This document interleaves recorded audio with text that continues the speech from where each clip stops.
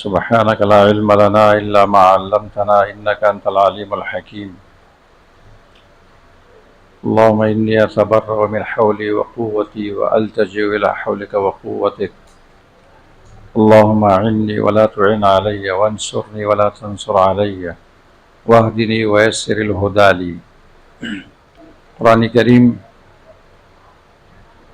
توحید کو ثابت کرتا ہے اپنے تمام اقسام کے ساتھ، اور شرک کو رد کرتا ہے اپنے تمام اقسام کے ساتھ. توحید کی ضد شرک ہے. شرک کا معنی لغوی اصطلاحی بیان ہوا تھا، اور شرک کی قباحت اور مذمت بیان ہوئی تھی. اب شرک کے تقسیم سے پہلے ہمیں یہ جاننا ہے کہ شرک کی ابتدا کب ہوئی اور کیسے ہوئی. شرک کی ابتدا کب ہوئی اور کیسے ہوئی. اور ایک انسان جب شرک کے اندر واقع ہوتا ہے تو اس کے کتنے اسباب ہوتے ہیں، اور شرک کے دروازے کتنے ہیں. اب ابواب الشرک. پہلی بات کہ شرک کی ابتدا کب ہوئی، تو اس کا جواب ہے کہ شرک کی ابتدا قوم نوح سے ہوئی. عبداللہ بن عباس رضی اللہ عنہما فرماتے ہیں کان بین آدم و نوح 10 قرون علی التوحید. آدم اور نوح علیہ السلام کے درمیان 10 قرن 10 صدیاں ہیں. تو تمام لوگ توحید پر تھے، شرک نہیں تھا. نوح علیہ السلام کی قوم میں 5 بزرگ تھے. سورۃ نوح میں ان کے نام ہے وَقَالُوا لَا تَذَرُنَّ آلِهَتَكُمْ وَلَا تَذَرُنَّ وَدًّا وَلَا سُوَاعًا وَلَا يَغُوثَ وَيَعُوقَ وَنَسْرًا. امام بخاری فرماتے ہیں اسماء رجال صالحین فی قوم نوح علیہ السلام.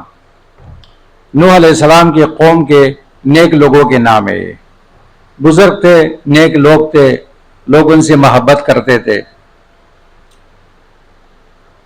تو یکی بعد دیگر ہے ان کا انتقال ہوا اور قوم غمگین ہو گئی. تو شیطان نے تدریجی انداز میں ان کو شرک میں مبتلا کیا. شیطان بڑا ماہر ہے نا، وہ ایک دم کسی کو گناہ میں، شرک میں، شر میں واقع نہیں کرتا ہے، بلکہ ایک شر میں واقعہ کرنے کے لیے پہلے وہ کیا کرتا ہے 70 باب خیر کے بتاتا ہے. 70 باب. بڑا چالاک ہے نا، اور بڑا ماہر ہے. تو شیطان ان کے پاس آیا. دب الیہم ابلیس. بعض کتابوں میں لکھا ہے کہ کارپینٹر کی صورت میں آیا اور ان سے کہنے لگا کہ دیکھو یہ تمہارے جو بزرگ تھے ان کے انتقال ہوا، تو اچھا نہیں ہے کہ میں ان کی مجسمے بناؤں اور یہ ان کے یادگار ہو، ان کو دیکھ کر عبادت کا شوق پیدا ہو جائے آپ لوگوں کو. تو انہوں نے کہا تو بڑی اچھی بات ہے. تو شیطان نے ان کے مجسمے بنائے. تو وہ نسل صرف یادگار کے طور پر ان کو دیکھتی تھی کہ ہماری بزرگ یہ عبادت کرتے تھے. ان کو دیکھ کر وہ شوق سے عبادت کرتے تھے. عبادت کا شوق دلانے کے لیے بنایا. وہ نسل ختم ہو گئی. جب دوسری نسل آئی تو شیطان پھر ان کے پاس آیا اور ان کو یہ پٹی پڑھائی کہ تمہارے باپ دادے تو ان کی عبادت کرتے تھے اور ان کے وسیلے سے دعائیں مانگتے تھے اور ان سے برکت حاصل کرتے تھے. تو اب قوم شرک کے اندر مبتلا ہو گئی. تو شرک کی ابتدا قوم نوح سے ہوئی. اسباب کیا تھے؟ نمبر 1 غلو فی الصالحین. غلو فی الصالحین، نیک لوگوں کے اندر اتنا مبالغہ کرنا ان کی تعظیم میں کہ ان کو اللہ کے ساتھ برابر کرنا، غلو فی الصالحین. اور نمبر 2 ان کی تماثیل، مجسمے بنانا. غلو فی الصالحین اور تماثیل، اس لیے شریعت میں مجسمے بنانا حرام ہے. اور صالحین کے اندر غلو سے بھی منع کیا گیا ہے کہ ہر ایک کو اپنے مقام پر رکھنا ہے. تو یہ تھی شرک کی ابتدا.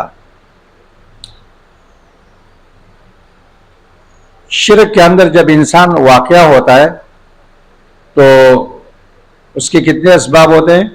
4 اسباب. غلو فی الصالحین، جہل بالتوحید،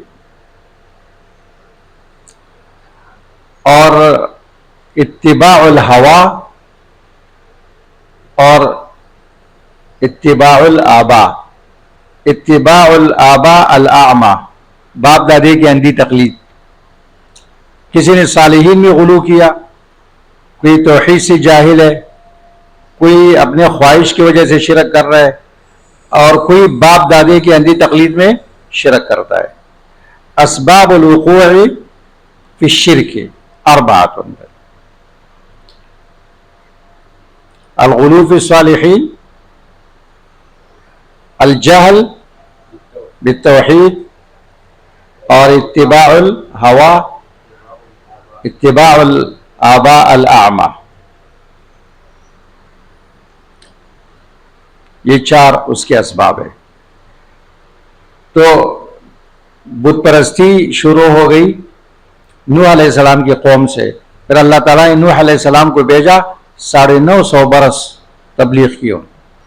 پھر جو یہی بت پرستی پھر قوم عاد، قوم سمود، قوم صالح اور قوم شعیب اس میں چلتی رہی. قوم لوط کے جو شرک ہے وہ اتباع الہوا ہے. اچھا، پھر قوم ابراہیم علیہ السلام کا جو شرک ہے وہ عبادت الکواکب، عبادت الشمس والقمر والکواکب. یہ شرک شروع ہو گیا ابراہیم علیہ السلام کے زمانے میں. بت پرستی کے ساتھ ساتھ بت پرستی بھی تھی، اور اس کے ساتھ چاند سورج ستاروں کی پرستش بھی تھی. ابراہیم علیہ السلام کا مناظرہ سورہ انعام میں کواکب پرستوں کے ساتھ مشہور ہے. فلما جن علیہ اللیل رأى کوكبا قال هذا ربی الی آخرہ. اور یہی پھر قوم سبا کے اندر بھی یہی شرک تھی.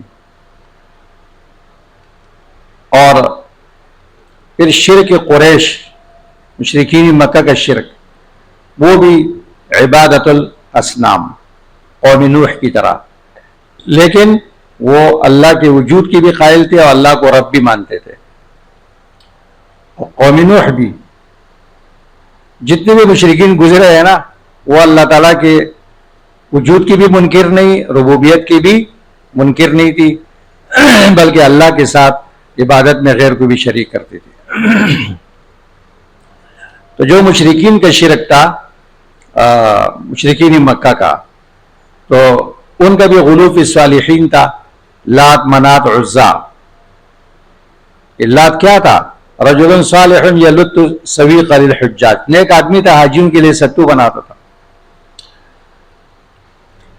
اور اس کے ساتھ پھر وہ فرشتوں کی بھی عبادت کرتے تھے، جنات کی بھی، اور اپنے اور اللہ کے درمیان واسطے کے قائل تھے، اپنے اور اللہ کے درمیان واسطے. شفاعت شرکی کی قائل تھے. ما نعبدهم الا ليقربونا الى الله زلفى ويعبدون من دون الله ما لا ينفعهم ولا يضرهم ويقولون هؤلاء شفعاؤنا عند الله.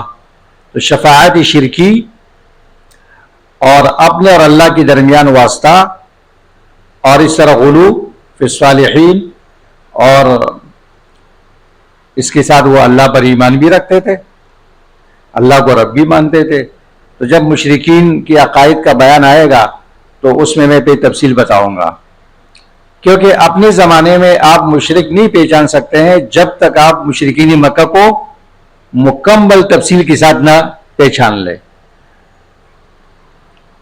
اور یہی شرک آج تک آ رہا ہے تسلسل کے ساتھ، جیسے حق تسلسل کے ساتھ قیامت تک رہے گا، اس طرح شرک بھی تسلسل کے ساتھ آج بھی موجود ہے. لیکن جب آپ کے پاس قرآن اور سنت کا چشمہ نہ ہو، اور اسی طرح ان علماء کی کتابیں جنہوں نے اس کو واضح کیا ہے آپ نے وہ نہ پڑھی ہو، تو آپ کو کوئی شرک نظر نہیں آئے گا. آپ کہیں گے بھائی سات لوگ مسلمان ہیں، صحیح ہے، بس کوئی شرک نہیں ہے. اور جب آپ یہ چشمہ لگائیں گے تو آپ کو اپنے گھر میں نظر آ جائے گا، اپنے محلے میں نظر آ جائے گا، اپنے ملک میں نظر آ جائے گا، اور ہر جگہ آپ کو نظر آ جائے گا. علامہ ابن قیم رحمہ اللہ کی کتاب ہے، اس کا نام لکھو، اس کا مطالعہ کرو. کتاب